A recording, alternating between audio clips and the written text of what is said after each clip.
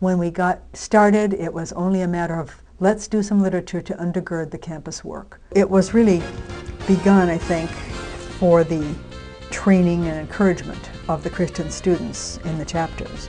I mean, we started out using things that the British had, and then we moved into trying to find people in North America. In the early 40s, a lot of men were going off to war, and so InterVarsity looked to women to help fill in some of the need for campus ministry, and Jane Hollingsworth was one of those people.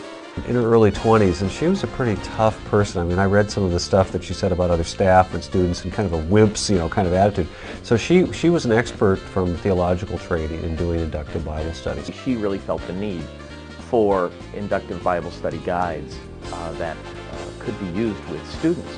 And so she told Stacy Woods, who was heading up InterVarsity at the time, that that's what was needed. And so Stacy, in his brusque manner, said, well, Jane, go write some. And so she did. And that actually became IVP's first publication by an American author.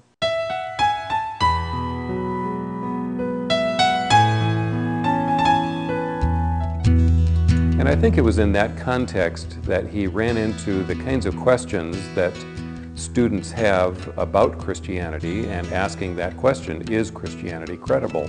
My Heart Cries Home, as I recall, came out, and that was our bestseller for years. Many, many conversions and rededications of life have happened because of that little pamphlet. One of my heroes of the faith is John Stott.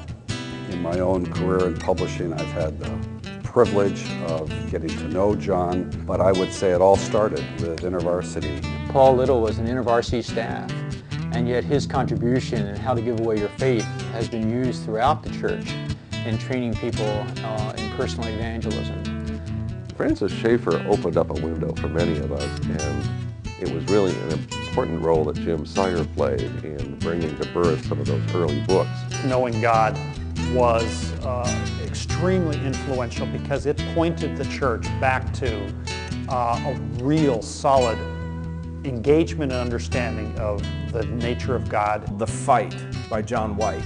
It presented Christianity as worth the struggle, that spiritual growth was worth the fight for it. I got a second letter saying, we're going to go ahead with this. We don't know if it'll sell. Somehow I think we're going to do 5,000 copies, and maybe in 10 years we'll still have 4,000 copies on skids in our basement, but we think it needs to be out there.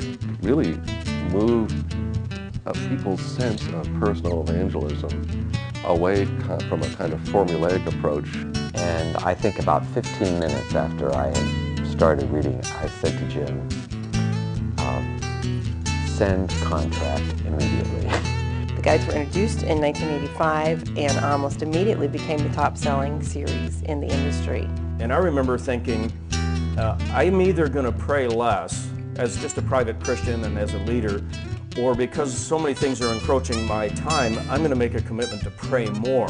And when he then began to question evolutionary naturalism, he found that he got attention by all kinds of people outside the church. More Than Equals by Chris Rice and Spencer Perkins. Their personal story of a friendship across racial lines. Dr.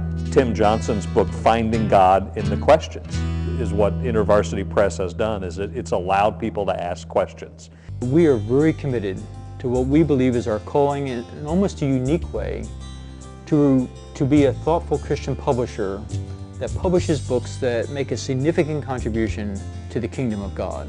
Without IVP, we're not reminded as much of how important that thoughtful, engaging the mind aspect is. There's been some discernment here. Someone screened this author, someone screened this material. This is going to be a significant contribution to the kingdom in some way. You know, it's one thing to survive 60 years. It's another thing to be a contributor for 60 years. And what's exciting to me is to hear some of the new titles and new concepts. And I believe that IVP is on the threshold of their best years. So it isn't the last 60, it's the next 60.